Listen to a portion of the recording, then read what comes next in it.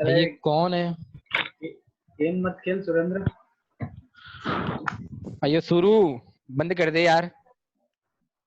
अरे मेरा नहीं बज रहा। चलो अभी पटेल का है। चलो सुनो, मेरी आवाज ये सुनाई दे देख। रही है? हाँ नहीं। सर। ठीक है, तो वेट है ना। चलिए तो अपनी क्लास स्टार्ट करते हैं आज। तो आज की जो अपनी क्लास है वो बेसिकली जो अपन ने पिछली बार डिस्कशन किया था उसी से रिलेटेड है। पिछली बार हम लोगों ने पढ़ा था कि किस तरीके से हम एक स्लिप-रिंग इंडक्शन मोटर का रोटर रेजिस्टेंस कंट्रोल प्रोवाइड करवा सकते हैं by using the static control, है ना। उसके अंदर हम लोगों ने बेसिकली क्या यूज किया था, हमने स्टैटिक कंट्रोल यूज किया था, जिसके लिए हमने एक रेक्टिफायर यूनिट यूज की थी कुछ इस तरीके से। हेलो, ठीक है। तो पिछली बार हमने जो यूज किया था रेक्टिफायर कंट्रोल, तो उसके अंदर हमने ये मेथड देखा था कि हमने कुछ इस तरीके की ड्राइव यूज की थी।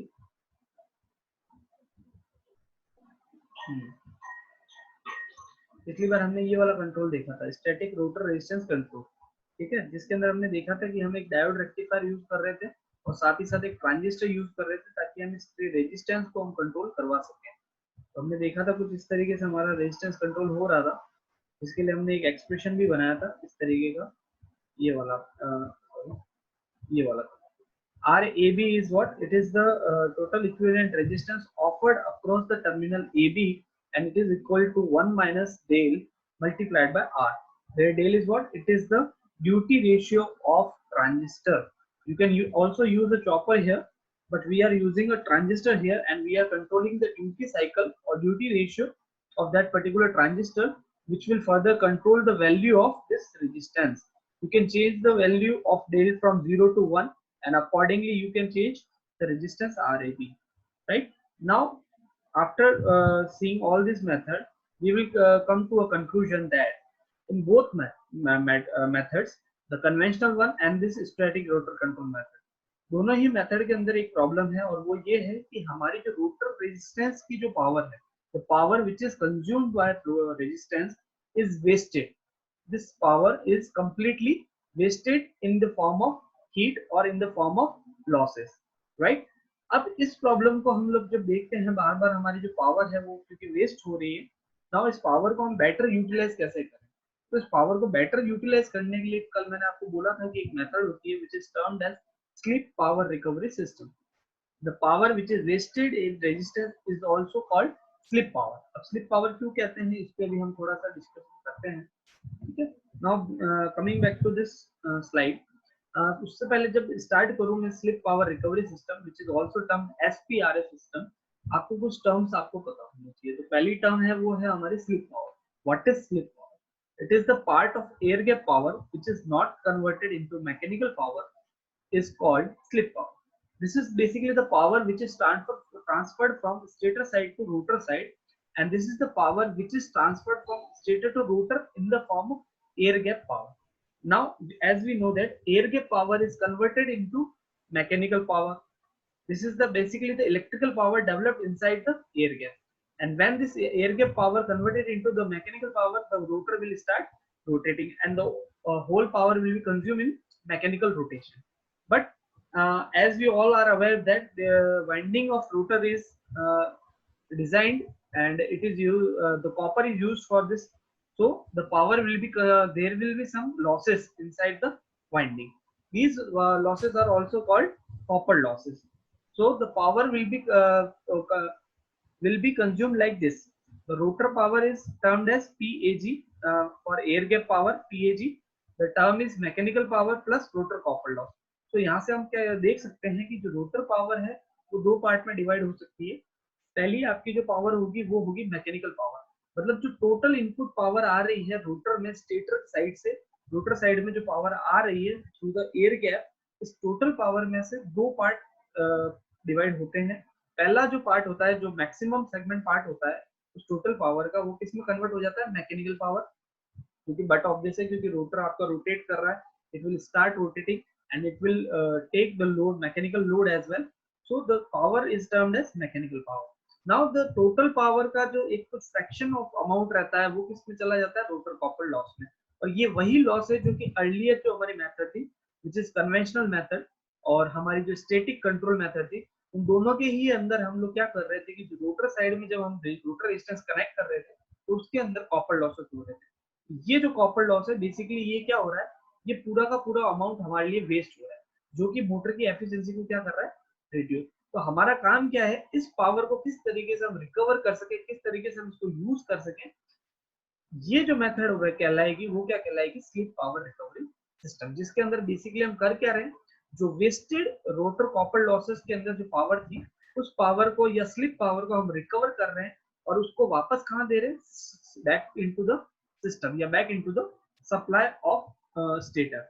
ठीक है, ये वाला वर्क हम करेंगे स्लिप रिकवरी के अंदर। पहले तो आपको ये चीज क्लियर होनी चाहिए कि व्हाट इज स्लिप पावर। तो स्लिप का पावर के लिए एक टर्म होती है which is PG and it is also termed as air gap power, and when this is equal to SPG, okay, the ये जो है slip power, it is titled as SPG या SPAG।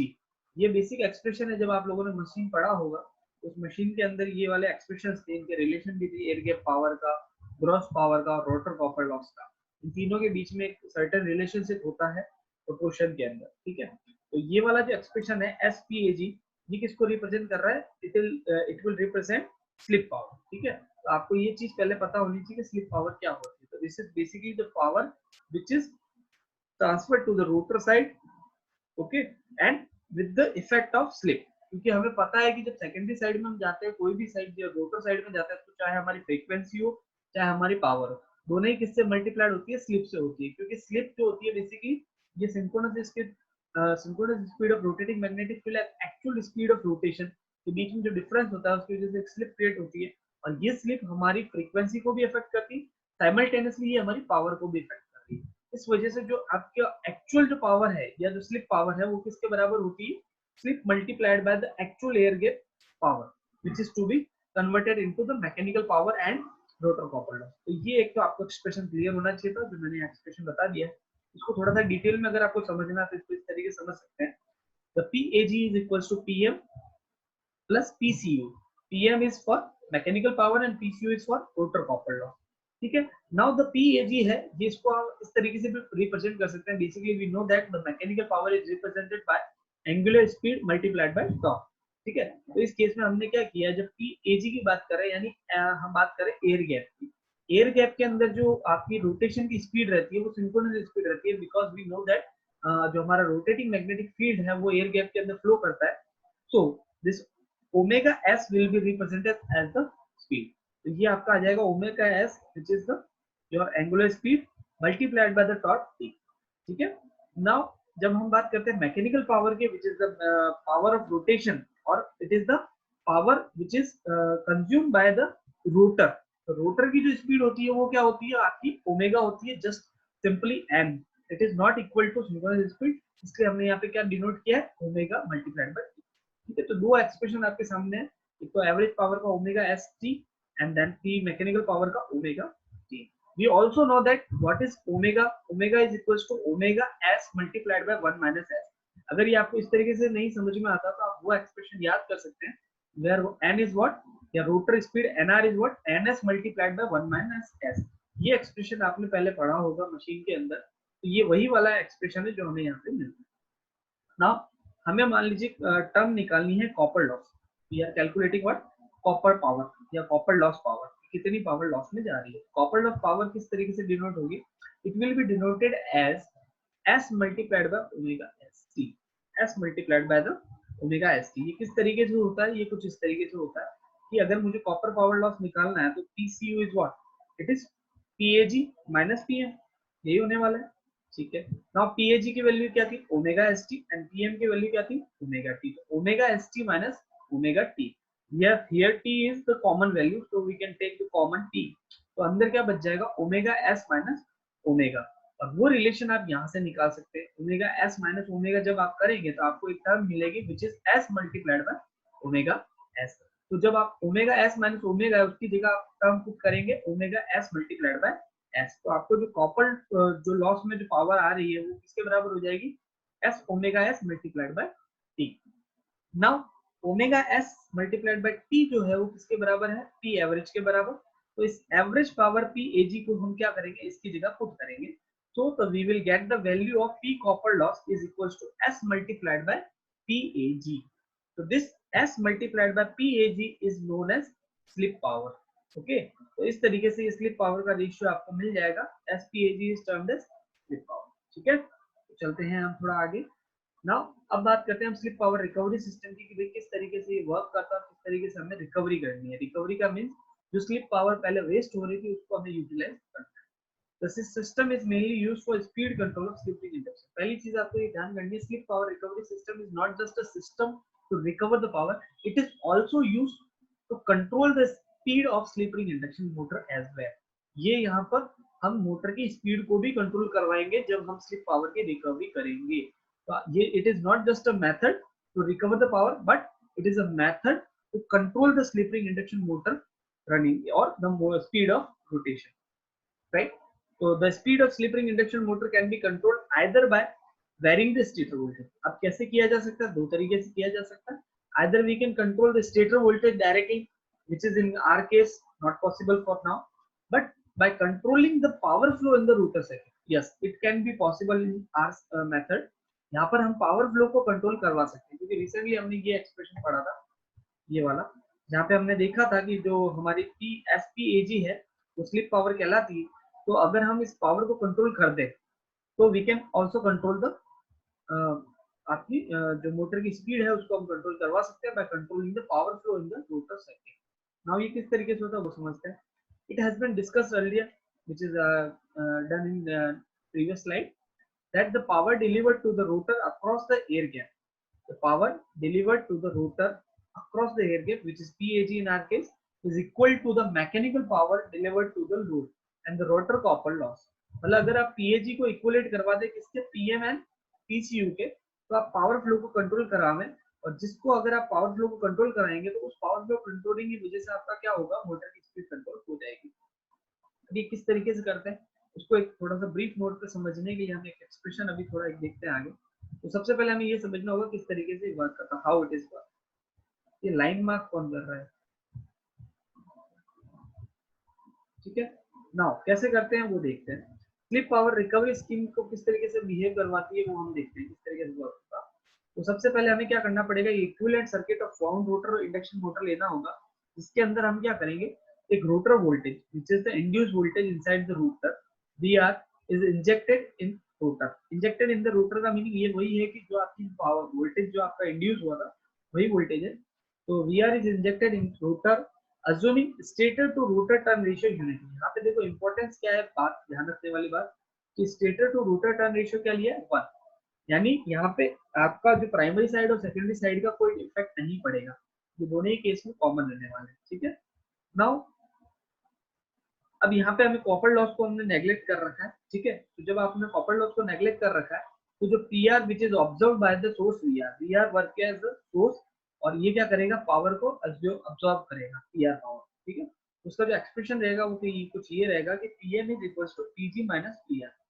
आपकी जो मैकेनिकल पावर डेवलप्ड है वो किसके बराबर होगी, air gap power minus which is rotor power. ठीक है, तो पीजी माइनस पीआर ये पावर आपको देखनी है, ये किस तरीके से वर्क करता है। ठीक है, तो ये कुछ ये डायग्राम है विच इज इक्विवेलेंट, ये वाला जो डायग्राम है ये इक्विवेलेंट को रिप्रेजेंट कर रहा है आपके, किस तरीके से होता है ये देखते हैं। The magnitude and the sign of PR, यहाँ पे पहले देखिए स्टेटर साइड में आरएस और एक्सेस रिप्रेजेंट कर रखा है, लेकिन सेकेंडरी साइड में स्लिप आ गई है। देखो ईएमएफ इंड्यूस भी मल्टीप्लाइड हो रहा है स्लिप से, और आपकी रिएक्टेंस भी मल्टीप्लाइड हो रही है स्लिप से, क्योंकि फ्रीक्वेंसी वेरिएशन होता है स्लिप की वजह से, इसलिए दोनों ही स्लिप से मल्टीप्लाइड होती है। तो सिमिलरली जब आप पावर की बात करते हैं तो वो भी किससे मल्टीप्लाइड हो रही है, एस से, इसलिए वो स्लिप पावर का जो हमने बोला बात की थी वो ये वाला एक्सप्रेशन रहता है। नाउ इसके अंदर हम थोड़ा देखते हैं the magnitude and the sign of PR. यहाँ पे जो आप पावर की बात कर रहे हैं हम, rotor power which is consume by the rotor, ये जो पावर है ये it can be controlled by the controlling of the magnitude and the phase of PR. किससे कंट्रोल करवा सकते हैं, या तो आप इसको वोल्टेज, ये जो रोटर वोल्टेज है तो ये एक सोर्स की तरह यहाँ पर रिप्रेजेंट किया गया है, इसके मैग्नीट्यूड और इसको फेज को कंट्रोल करवा के हम लोग पावर को कंट्रोल करवा सकते हैं। When the power is zero, जब आपकी पावर जीरो होगी motor run on it's natural speed, ठीक है, ये अपनी नेचुरल स्पीड पे रन करेगी टॉर्क कैरेक्टरिस्टिक्स के ऊपर। तो पावर जीरो कंज्यूम कर रहा है तो स्टैंड स्टिल कंडीशन में होगा, ठीक है। अब पॉजिटिव पीआर, अगर मान लीजिए ये पीआर की वैल्यू जो है वो पॉजिटिव है, then it will reduce PM. कैसे रिड्यूस करेगा, ये एक्सप्रेशन था हमारे पास में, PM is equals to, sorry,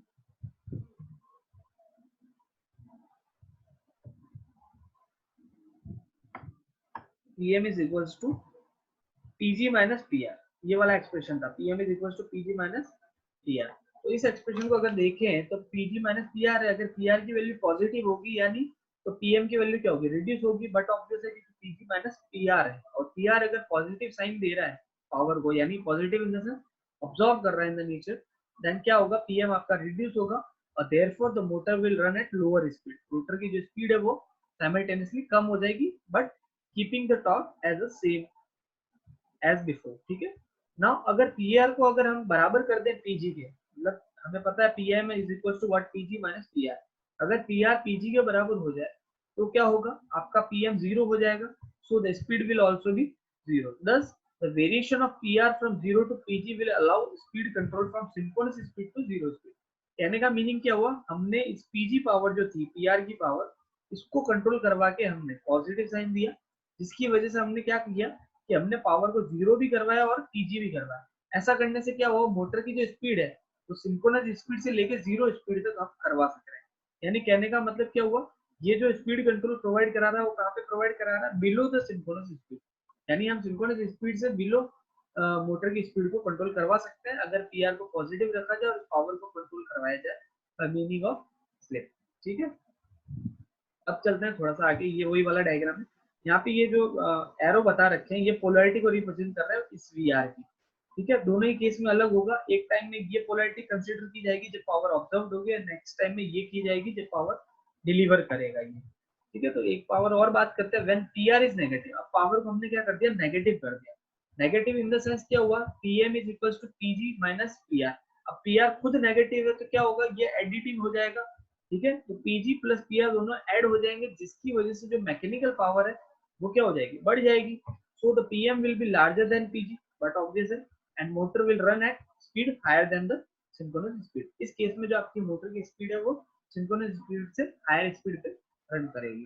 और इस केस के लिए जो पोलैरिटी होगी, जो वोल्टेज वीआर की, वो डॉटेड लाइन जो रिप्रेजेंट कर रही थी इससे होगी, ठीक है, क्योंकि इस केस में ये पावर दे रहा है, ठीक है, तभी तो पीआर पॉजिटिव नेगेटिव होगा, ठीक है, अदरवाइज ये पीआर पॉजिटिव होगा। Now when rotor copper loss is neglected, PR is equal to slip power recovery, ठीक है। और ये किसके बराबर होगा, एसपीजी के बराबर होगा। नाउ चलते हैं आगे। अब यहाँ पे बात आती है कि मेथड की। चलो ये तो हो गया कि भाई सर आपने पावर कंट्रोल करवा लेते हैं, इस तरीके से हम पावर कंट्रोल करवाएंगे जिसकी वजह से आपको स्पीड में वेरिएशन मिल जाएगा। लेकिन अब ये पावर कंट्रोल होता कैसे, इंपॉर्टेंस ये है, हमने पहले बात की कि भाई स्लिप पावर होती है, फिर हमने देखा कि पावर को कंट्रोल करवा के आप स्पीड को चेंज करवा सकते हो, पीजी को जीरो से लेकर सिंक्रोनस स्पीड के बीच में वेरी करवा सकते हो, जिसकी वजह से आपकी स्पीड जो है वो जीरो से लेकर सिंक्रोनस स्पीड तक वेरी कर रही है। अगर आप पीआर को नेगेटिव कर देते हैं by the means of voltage, इस वीआर की पोलैरिटी को चेंज कर देते हैं तो पावर नेगेटिव हो जाएगी, जिसकी वजह से आपको अबव द सिंक्रोनस स्पीड भी आप मोटर की स्पीड को रन करवा सकते हैं। तो यानी मैंने देख लिया कि पावर को कंट्रोल करवा के मैं मोटर की जो स्पीड है उसको बिलो द सिंक्रोनस स्पीड और अबव द सिंक्रोनस स्पीड दोनों ही मोड में कंट्रोल करवा सकता हूँ। नाउ अब मेथड ये आती है कि सर ये जो पावर कंट्रोलिंग है ये होगी किस तरीके से, ठीक है। तो करने के लिए यहाँ पे ये इस तरीके से क्लासिफिकेशन किया जाता है स्लिप पावर रिकवरी सिस्टम का। बेसिकली हमारे पास दो टाइप के रिकवरी सिस्टम है, एक को बोला गया क्रैमर सिस्टम, दूसरे को बोला गया सर्बियस सिस्टम। तो जो क्रैमर सिस्टम और सर्बियस सिस्टम की हम बात करते हैं, ये दोनों फर्दर दो मेथड में डिवाइड किए जा सकते हैं। पहला तो है कन्वेंशनल मेथड, दूसरा है स्टैटिक मेथड। इन दोनों मेथड में डिफरेंस क्या है बेसिकली मैं आपको बता देता हूँ। स्टैटिक मेथड के अंदर हम रेक्टिफायर्स एंड कन्वर्टर्स यूज करेंगे, ठीक है, और कन्वेंशनल मेथड में हम ये रेक्टिफायर्स एंड कन्वर्टर्स यूज नहीं कर रहे, हम डायरेक्टली इसको क्या करेंगे, जो आपकी जो स्लिप की जो पावर है उसको हम किसको देंगे, डीसी मोटर को। अभी तो मैंने बोला था कि हम स्लिप पावर को रिकवर कर रहे हैं, अब रिकवर भी दो तरीके से किया जाता है, आपको यहाँ ध्यान देना है। रिकवर करने के लिए दो तरीके हैं, या तो आप क्या कीजिए, जो स्लिप पावर का कुछ फ्रैक्शन ऑफ अमाउंट है वो अमाउंट वापस बाय यूजिंग सम इन्वर्टर और कन्वर्टर मोड उसको आप वापस एसी में कन्वर्ट कीजिए, एंड देन उसको यूजिंग अ ट्रांसफार्मर वापस बैक टू द सप्लाई कर दीजिए। यानी एक कॉमन सप्लाई लाइन लीजिए, उसी के अंदर पावर को वापस क्या करेंगे हम, फीडबैक करवा देंगे। तो एक तरीका तो ये है कि स्लिप रिकवरी, जो स्लिप पावर है उसको हम वापस सप्लाई में दे रहे हैं। दूसरा तरीका ये है कि जो आपकी स्लिप पावर है उस पावर को हम लेके क्या करेंगे, एक डीसी मोटर को देंगे बाय मींस ऑफ रेक्टिफायर और ब्रिज रेक्टिफायर। हम पहले क्या करेंगे, पावर को रेक्टिफायर में, डीसी रेक्टिफायर में से के थ्रू डीसी में कन्वर्ट करेंगे, एंड देन इस डीसी पावर को क्या करेंगे, हम दे देंगे डीसी मोटर को। वो डीसी मोटर क्या करेगी, वो डीसी मोटर रन किसके साथ कपल कर रही है, आपकी जो मेन शाफ्ट है इंडक्शन मोटर की, उसी के साथ में कपल्ड है। तो इसकी वजह से फायदा क्या हुआ, हमने जो वेस्टेड स्लिप पावर थी उसको डीसी मोटर को दिया, और वो जो डीसी मोटर है उसका जो टॉर्क है वो किसके साथ ऐड हो रहा है, अब आपके इंडक्शन मोटर के टॉर्क के साथ। यानी हम क्या कर रहे हैं, बेसिकली इंडक्शन मोटर का जो टॉर्क है उसको बढ़ा सकते हैं, साथ ही साथ हम डीसी मोटर की स्पीड को बढ़ा के हम जो मेन रोटर शाफ्ट है, यानी जो इंडक्शन मोटर की शाफ्ट की जो रोटेशन स्पीड है उसको भी चेंज कर सकते हैं। तो यहाँ पे दो मेथड है हमारे पास रिकवरी करने के, एक तो एज अ सप्लाई और दूसरा as a in the form of torque और in the form of speed. तो दो मेथड है हमारे पास में, कैसे होता है वो देखते हैं हम। अभी मैंने बोला क्रैमर की बात करते हैं, तो सबसे पहले हम क्रैमर ही स्टार्ट करते हैं। तो क्रैमर को भी हम दो स्पीड बांट सकते हैं, ये सब सिंक्रोनस स्पीड ऑपरेशन करता है, ये ध्यान रखना आप सब। सिंक्रोनस स्पीड का मतलब सिंक्रोनस स्पीड से बिलो, ठीक है। कन्वेंशनल क्रैमर सिस्टम और स्टैटिक क्रैमर सिस्टम, इसको दो पार्ट में डिवाइड किया गया।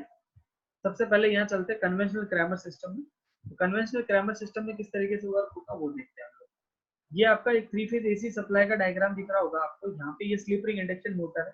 फिर हमने क्या किया, यहाँ पे स्लिप रिंग है, इस कॉमन शाफ्ट, ये देखिए ये जो शाफ्ट है स्लिप रिंग इंडक्शन मोटर की डीसी मोटर के साथ में ही कनेक्टेड है। अब इस डीसी मोटर और स्लिप रिंग इंडक्शन मोटर दोनों के साथ में जो कॉमन शाफ्ट कनेक्टेड है उसके साथ स्लिप रिंग कनेक्टेड है। इन स्लिप रिंग्स को हमने क्या किया, यहाँ पे ये रोटेरी कन्वर्टर लगाया। क्या किया, एक रोटेरी कन्वर्टर। अब क्योंकि स्लिप रिंग जो है शाफ्ट के साथ अटैच है और ये रोटेटिंग है, तो हमें जो रोटेटिंग कन्वर्टर भी यूज करना पड़ेगा, वो भी कैसा होगा, एक रोटेटिंग कन्वर्टर यूज करना पड़ेगा। इस रोटेटिंग कन्वर्टर के अंदर हम बीच में हम लोग क्या करेंगे कि यहाँ पे एक वर्क करेंगे हम लोग, ठीक है।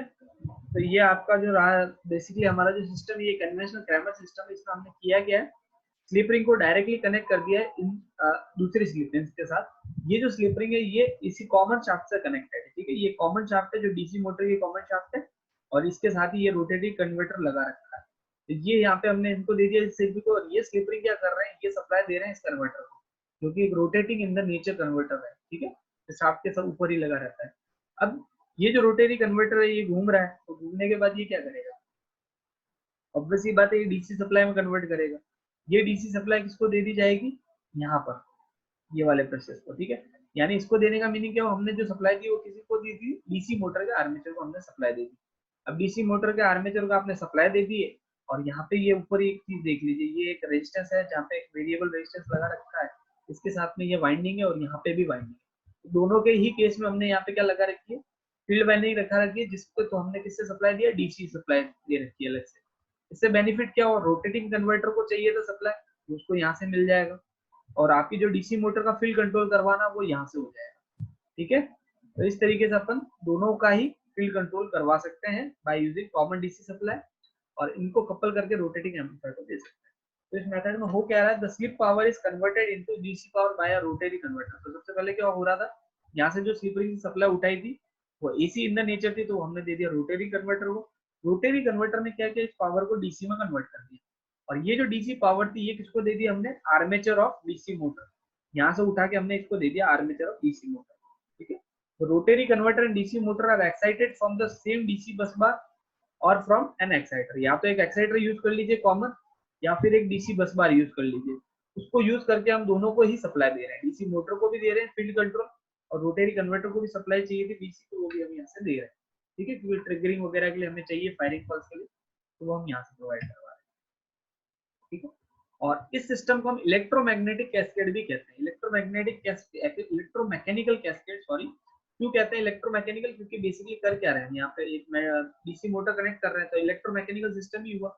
यहाँ पे मैकेनिकल सिस्टम को वापस इलेक्ट्रिकल सिस्टम में कन्वर्ट किया जा रहा है, इसलिए यहाँ पर हम इसको क्या बोलते हैं, इलेक्ट्रोमैकेनिकल कैस्केड सिस्टम भी कहते हैं। Because the slip frequency power is returned as mechanical power to the slip ring induction motor shaft by the DC motor. क्यों कहते हैं, क्योंकि हम स्लिप फ्रीक्वेंसी की जो पावर है वो वापस मैकेनिकल पावर के रूप में किसको दी जा रही है, इंडक्शन मोटर शाफ्ट को, इसके थ्रू डीसी के थ्रू। वही वाला ऑपरेशन यहाँ होगा जो मैंने आपको बताया था अभी पीछे। तो होगा क्या यहाँ पे बेसिकली, यहाँ पे बेसिकली हो क्या रहा है कि ये जब हम इसको पावर दे रहे हैं, ये डीसी मोटर क्या करेगा, अब इसको जब आपने आर्मेचर पावर दी और इसका रोटेट फील्ड एक्साइटेशन आपने कंट्रोल कर रखा है, तो ये डीसी मोटर क्या करेगी, इस कॉमन शाफ्ट के साथ कनेक्ट है जो कि इंडक्शन मोटर की है। अब अगर मान लो इसकी स्पीड को बढ़ाया जाए इस डीसी मोटर की, तो स्लिप रिंग इंडक्शन मोटर की, जो इंडक्शन मोटर का जो रोटर का रोटेशन है वो भी तो बढ़ेगा, साथ ही साथ इसका अगर टॉर्क बढ़ाया जाए तो इसका भी टॉर्क बढ़ेगा। यानी बेसिकली क्या हो रहा है, ये जो डीसी मोटर है वो वेस्टेड पावर को रिकवर करके वापस रोटेशन या टॉर्क के रूप में यूज कर रही है। ठीक है, तो this is the slip power recovery system which is also termed as conventional Kramer system. ठीक है, तो ये आपको ध्यान रखना है, कन्वेंशनल क्रैमर सिस्टम के बारे में जब लिखोगे तो आपको डायग्राम एंड देन ये सब डिटेल्स आपको देंगे। यहाँ पे रिलेशन हमने वो देख लिया, जो मैकेनिकल पावर का रिलेशन क्या है, 1 minus s p into, obvious सी बात है स्लिप आपकी आएगी क्योंकि रोटर से पावर ले रहे हैं। ठीक है, और ये जो सिस्टम है वो कहाँ यूज किया जाता है, लार्ज मोटर्स में यूज किया जाता है जो कि 4000 किलोवाट या उससे अबव की होती है। ठीक है, ये आपको ध्यान रखना है। नाउ ये कन्वेंशनल क्रैमर सिस्टम है। अब ये भी कन्वेंशनल क्रैमर सिस्टम का इसमें डिफरेंस क्या है वो देखने वाली बात है। यहाँ पे स्लिप रिंग अरेंजमेंट अपन ने कंप्लीटली रिमूव किया हुआ है। यहाँ पे डायरेक्टली इस तरीके से रिप्रेजेंट किया हुआ है कि यहाँ पे पहले तो आप देंगे इसको ब्रिज रेक्टिफायर को। ठीक है, ये आपका एक 3 फेज ब्रिज रेक्टिफायर है। इस ब्रिज रेक्टिफायर को हमने किसको दे दिया, यहाँ पे एक रिएक्टर को दे दिया, और देन इसको हमने किसको दे दिया, डायरेक्ट आर्मेचर को, और ये आर्मेचर का फील्ड कंट्रोल है। ठीक है, तो इस कन्वेंशनल को इम्प्रूव, इसको कहते हैं इम्प्रूव्ड क्रैमर सिस्टम भी कह सकते हो आप। और इसको और इम्प्रूव करना है तो आप जो सिर्फ सिंपल ब्रिज रेक्टिफायर यूज कर रहे थे वहां पे ब्रिज कन्वर्टर भी यूज कर सकते हैं। ठीक है, और ये देखिए दोनों का शाफ्ट है वो कॉमन कनेक्शन दे रहे हैं। ठीक है, तो आज के लिए इतना ही बहुत है। और अभी हमारा ये सिस्टम, अपन जो नेक्स्ट मीटिंग आएगी उसके अंदर अपन इसकी जो स्टैटिक मेथड है उसको बात डिस्कस करेंगे, एंड देन उसके बाद में हम डिस्कस करेंगे शर्बीस जो आपका ड्राइव रह गया है वो वाली डिस्कस करेंगे। ठीक है।